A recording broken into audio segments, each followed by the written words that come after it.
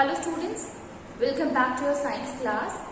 So student, in the previous class, in this chapter metals and non-metals, we were talking about the properties of the metal, physical properties of the metal, physical properties of the non-metal, chemical properties of the metal, chemical properties of the non-metal.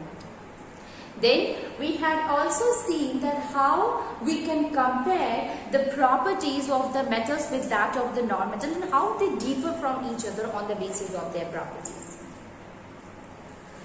See students, we have not only compared with the physical property, but we have seen that how chemically they differ from each other and what are the uses of the metal, what are the uses of the non-metal.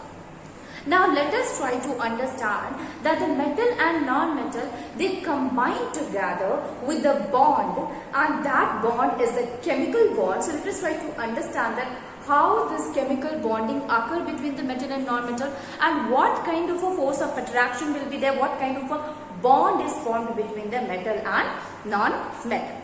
So we can write here that first of all that metals and non-metals combine together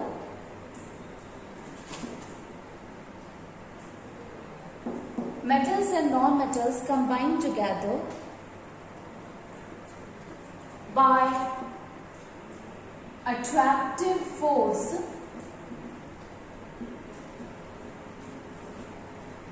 called chemical bond. Okay, metals and non-metals, they combine together to form the chemical bond between them. Okay, now here we can say that the metals are what? When the metals are there, then all the metal are the non-metal. If you're talking about the metal, generally their outermost shell are having some of the free electrons. That is, it can be 2, it can be 3, or it can be 1. Because metals are what? They are having the property to lose the electron. While in case of a non-metal, it can be 5, 6 or 7, because they are having the tendency to accept the electron. Okay, so on the basis of that, the outermost shell are having the different number of electrons. So talking about the first one, and that is about the metals. So metals in which sodium is there. Sodium, atomic number of sodium is 11. You know that atomic number is 11, represented by Na. Okay, and here, so what will be its outermost shell? Electron, students. So valence electron will be 1. So the dot structure, Lewis dot structure, it will be Na dot. What is the meaning of this dot? Actually, this dot is explaining the number of a valence electron present in it. Let me remind you, in class 9th, we have seen the K shell, L shell, M shell. Okay, and N shell also, K element. Okay, and we know that it is what it is actually the octet rule, where the atoms they want to be stable, and they can do that when the outermost shell are having the 8 electrons in it. So generally, if we look after the last shell, that is called as a valence shell, and the number of electrons present in the valence shell is the valence electron. So if we see here of the sodium, generally the sodium atomic number is 11. It means the number of electron present in the sodium is 11. So again, if we will make here K shell, L shell, M shell. So in the first cell, do the electronic configuration of 11, it will be 2, 8 and 1. Right? So the number of electrons present in the K shell will be 2. Right? The number of electrons present in the L shell, it will be 8. 1, 2, 3, 4, 5, 6, 7, 8. So number of electrons present in this is K shell, this is L shell, this is the nucleus. Okay, and this is the M shell, where the number of electron is present, that is 1. So what I am talking about, that the last shell is called as the valence shell. And in the valence shell, the number of electrons which is present in it will tell the valence electron. Okay, so valence shell is having the 1 electron, so number of a valence electron in the sodium will be 1. Now if we want to show it with a Lewis dot structure, that will be equals to, first of all we will write here the symbol and then we will write the number of a valence electron. So that will be in a dot. And that is why it is called as a Lewis dot structure, because it was given by Lewis. Now see here, in some of the books, student, instead of here dot, it is mentioned as a star. Do not get confused with it. It is the same thing only. Actually dot or a star is just simply represented in order to tell the number of a valence electron present in the given element. Okay, so this is about the sodium. Similarly, we will going to see some of the more metals and the dot structure in that. Okay, so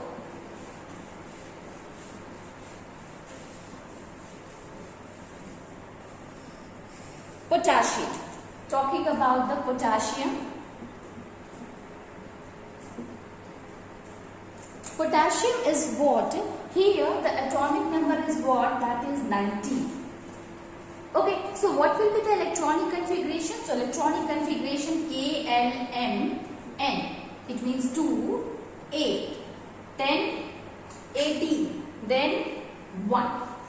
So again here, although it doesn't matter, in case of a sodium, student, we have seen that the last electron enter into the M shell, and here we are saying that the last electron is entering into the N shell. It really doesn't matter in which it is entering, in the first or in the last shell, but remember here that we have to see the last shell only. It can be K, it can be N, it can be N.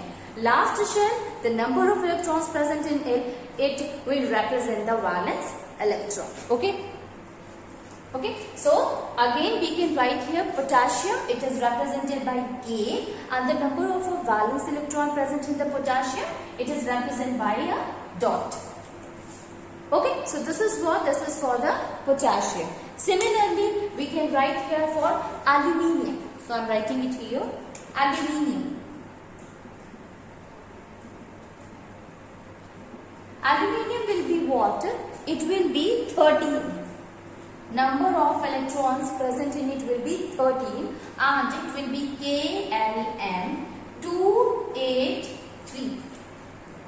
So the number of valence electron present in aluminium, it will be 3. So we can write here aluminium represented by this 1, 2 and 3. Okay, so 3 valence electron will be present here, students. If we talk about calcium, so calcium is 20. So calcium represented by Ca, it is 20. So 20 it will be KLM 2882. So number of a valence electron, it will be 2. So we can simply write here calcium are having the 2 valence electron. So the Lewis dot structure of the calcium will be represented by this. Now let us see some of the examples of the non-metal.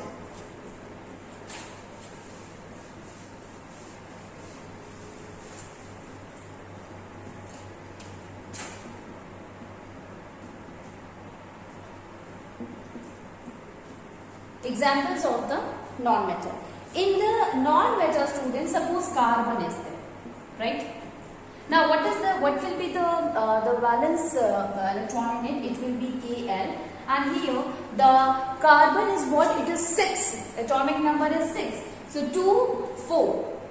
So the outermost shell is having the 4 valence electron in it. So we will represent it with a Lewis dot structure, that is 1, 2, 3, 4. This is what? This is the Lewis dot structure of a carbon. Then oxygen is there. Oxygen is represented by, its atomic number is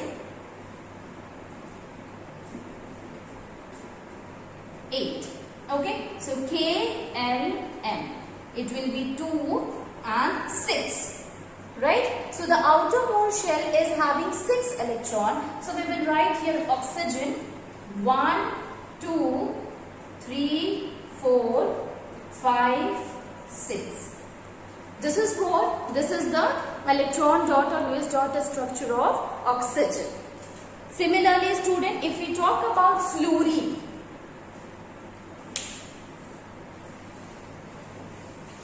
taking an example of a fluorine. In case of a fluorine, the atomic number of fluorine is 17. Right? So we can again do the electronic configuration here. It will be 2, 8, 7. Fluorine is there 1, 2, 3, 4, 5, 6, 7. Okay, so 7 valence electrons are present in the fluorine here. So by this we came to a conclusion that in case of the metals we will find that the number of valence electron, it can be 2, it can be 3, or it can be 4. It can be 4 also. Generally it is 1, 2 and 3 only. While in case of a non-metal it is 4, it is 5, it is 6 or 7. So the reason is because it is there the metals used to lose the electron and non-metals used to accept the electron. Now moving on, and before we go further, we must know here few things about the other elements. So there are some of the elements which is called as a noble gases, and there they are having the 8 electrons in it. Noble gases. Okay, so it will be like, if suppose if you take about the noble gases itself, so it will be helium is there, then neon is there, then argon is there. Helium atomic number is 2, neon atomic number is 10, argon atomic number is 18. Now let us see, it is already having 2, so fulfilled, the K shell is fulfilled here, so it has completed its duplet, while here in this case Kl, so 2, 8, so its octet is completed, and here in case of argon Kl and M, 2, 8, 8. So here also its octet is completed. So in such a case, what will be the Lewis dot structure of the helium, argon and neon? So it will be, see, in the valence shell, here 2 electrons are there. So we will write here 2. 2 electrons are there in the valence shell. While in case of a neon, L shell is the outermost shell. So neon is having 8 electrons in its valence shell.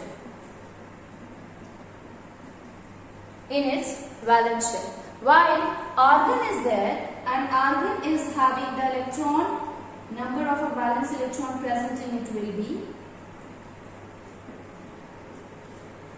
8 electrons again. So in all the 3 cases, you will find that where either it has completed its duplet or it has completed its octet.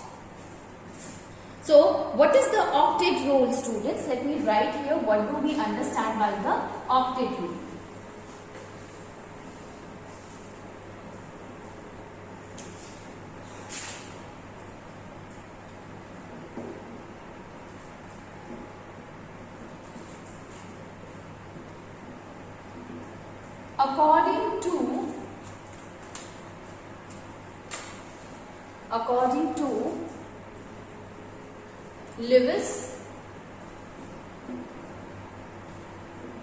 According to Lewis, atoms combine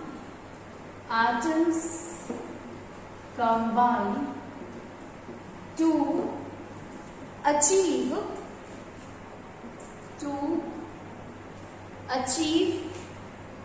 nearest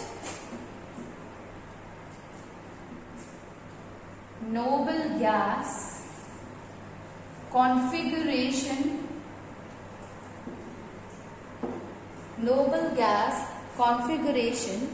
and this tendency of an atom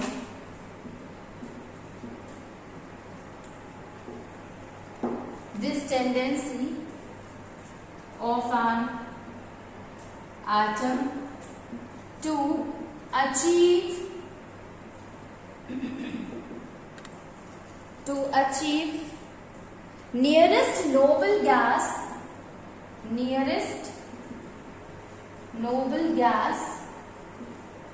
configuration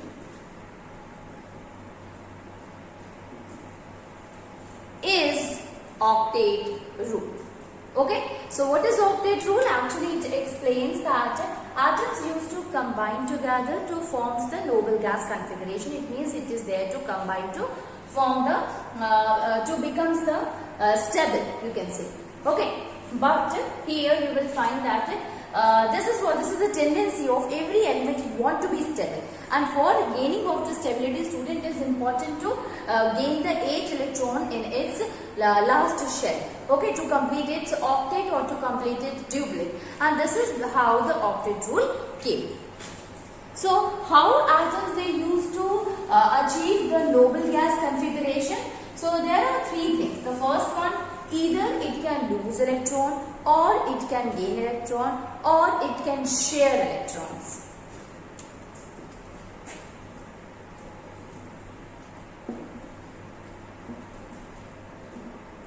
Atoms can achieve nearest noble gas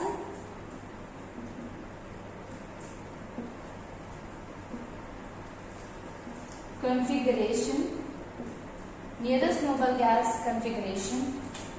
either by losing electron, by gaining electron, by sharing of the electron.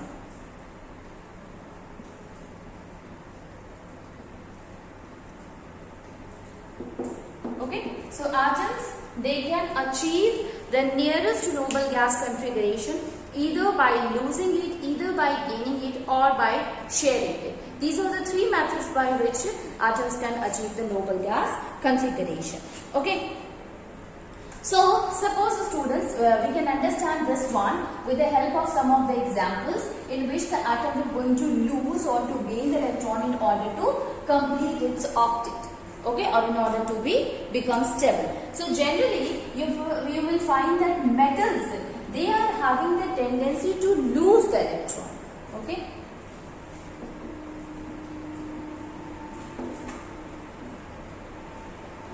Metals generally they are having a tendency to lose the electron. Like what? Like sodium is there. So sodium is having only 1 electron in it. So what it will do, it will try to lose this 1 electron in order to get converted into a stable atom. Okay, how students? Here the electronic configuration of the sodium is 281. So what it will try to do? It will try to lose this 1 electron. So here it will become Na positive plus 1 electron will be released, and this time its electronic configuration will be 2,8. Because it has lose this 1 electron.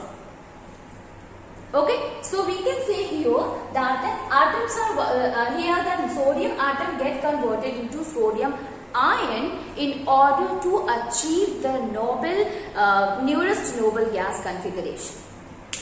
Similarly, we can see some of the other example like magnesium is also there. In case of magnesium, students, what is the electronic configuration of magnesium? That is 12. So electronic configuration, it will be 2, 8, 2. It means the valence electron present in the magnesium will be 2. So what magnesium wants to do? Magnesium wants to lose these 2 electrons in order to achieve the nearest noble gas configuration. So here magnesium will loses the 2 electron, and if it lose 2 electron, it will become 2 electron deficient. Means number of, you know that in class 9 student we have understood one thing, that the number of electrons is equal to number of protons. Now if the one, suppose if any atom is there, okay, and it is having number of electron is 11 and number of proton is also 11. Like suppose what happens, see, Like suppose what happened, from this 11 electron, if 2 of the electrons is released or removed, so what will happen? 11 minus 2, it will become 9 electron. But still, proton does not remove, proton remains in the nucleus. So still it is having the 11 plus. You all knew about it, right? So here it is what? It is more, means 2 more proton are present here in this particular atom. So if atom was X, now it will become X2 plus, because 2 proton is more in it, since it already has losing a 2 electrons from it. The same thing I am explaining here in case of a magnesium. Since magnesium has lost 2 electrons, so obviously it is having 2 more protons in it, and because of that the charge on the magnesium is plus 2. Okay, now this will become 2, 8. Okay, plus 2 electron is released. So sodium is there, it releases one of the electron to gain the stability, and magnesium releases the 2 electrons in order to gain the stability. Then next one is aluminium, represented by Al, and its atomic number is 13. So electronic configuration will be 2, 8, 3. So number of free electrons present in it will be this much, 3. Now what will happen? It will try to lose the 3 electrons. So it will become Al3 positive. Its electronic configuration will become 2, 8, and 3 electron will be released. Right? So it is having now aluminium ion. This is also magnesium ion. This is also sodium ion. This is sodium atom. This is magnesium atom. This is aluminium atom. So it has released a few electrons from it to become ions. Okay, so this is how the sodium ion metals are there. So metals generally lose the electron, and the reason that they are having the valence electron which can be lost easily, because it is having only 1, 2 or 3 number of a valence electron. So it was quite easy for the element to lose that electron in order to gain it. Okay, that is why metal loses the electron. What about the non-metals?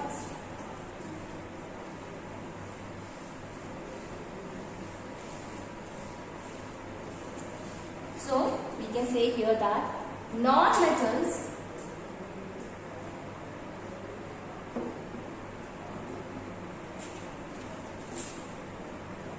gain electrons. Non-metal, it gains electrons. Okay. So example, fluorine is there. So fluorine, its atomic number is 17. Okay, so electronic configuration, it will be 2, 8, 7. Now the number of a valence electron present in the fluorine, it will be 1, 2, 3, 4, 5, 6 and 7. 7 number of a fluorine atom is present here. Now what will happen? Here it wants to gain electron. So instead of that, what we can write here, that it will try to gain the 1 electron, because it need only 1 electron to reach to the noble gas configuration. So it will try to gain 1 electron in order to become stable. Okay, so here it will become F minus, and it will be 2, 8, 8. Now how this minus came, student? Number of proton and number of electrons remains the same. So here number of proton is 70, number of electron is also 70, and since we had added 1 more electron, fluorine has accepted 1 more electron, and that is why this will become 17 plus 1, that is equals to 18. But still proton is what? 17. So number of minus charge increases by 1.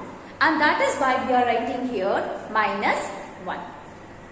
Okay, so we can say here that it achieves the stability by accepting it.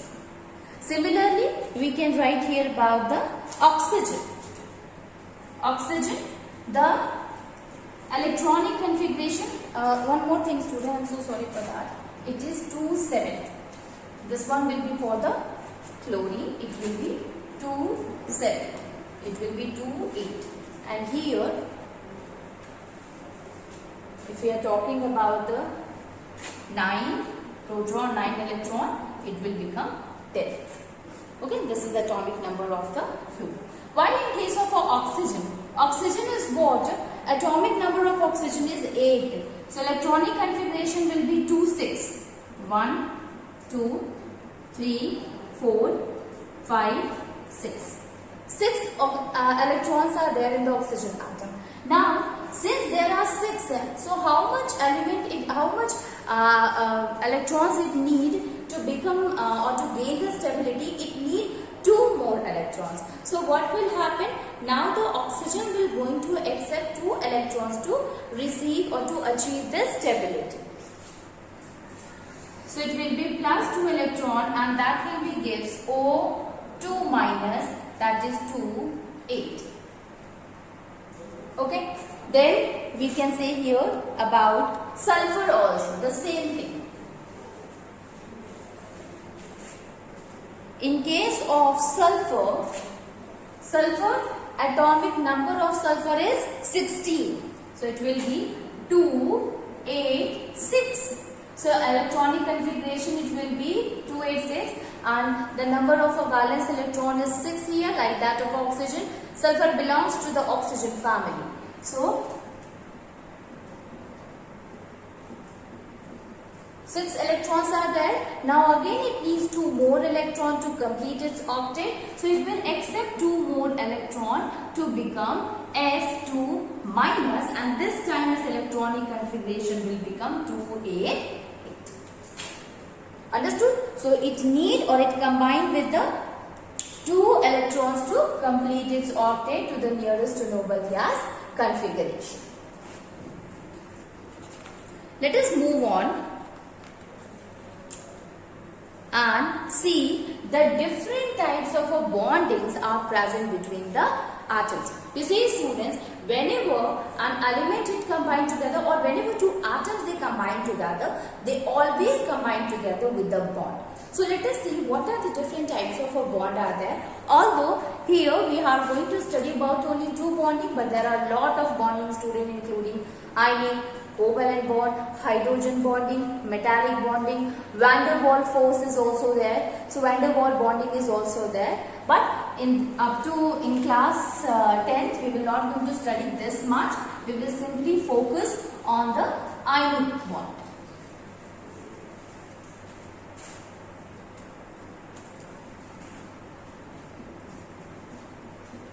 Types of bond. So chemical bonds are of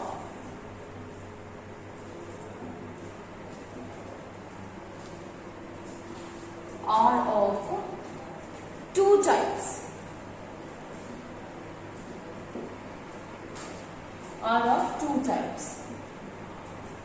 The first one is ionic bond,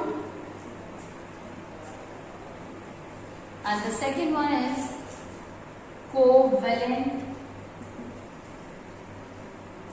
bond. Ionic bond and covalent bond.